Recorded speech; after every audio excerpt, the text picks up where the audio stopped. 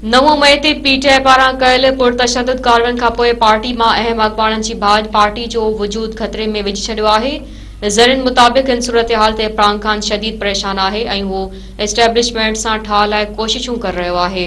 सियासी मुबसरनि मुताबिक़ शीरीन मज़ारी जहिड़ी नज़रियाती अख़बार समेत ॿियनि अहम अख़बारनि जी पार्टी छॾण सबबि पीटीआई जो रूप एमक्यूएम वारो थी वियो आहे ऐं इमरान ख़ान जी हैसियत एमक्यूएम जे बानी वारी बणिजंदी पई वञे।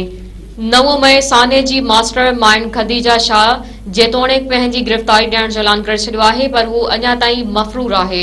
खदीजा शाह जी मदद लाइ थींदड़ कोशिशनि सां वज़ीर आज़म जो ख़ासि मुआविन ओन चौधरी लातालगी ज़ाहिर कई आहे। खदीजा शाह अॻूणे आर्मी चीफ आसिफ नवाज़ जी पोटी आहे। संदसि मुड़ुसु गिरफ़्तार आहे जंहिं जे ॾस पते ॾियण ते खदीजा जी गिरफ़्तारी लाइ जहांगीर तरीन जी धीउ जे घर ते पुलिस छापो हयो पर हू उतां खां निकिरी चुकी हुई। संदसि जान बचाइण लाइ चौधरी शुजात हुसैन जूं कोशिशूं बि नाकाम थी चुकियूं आहिनि।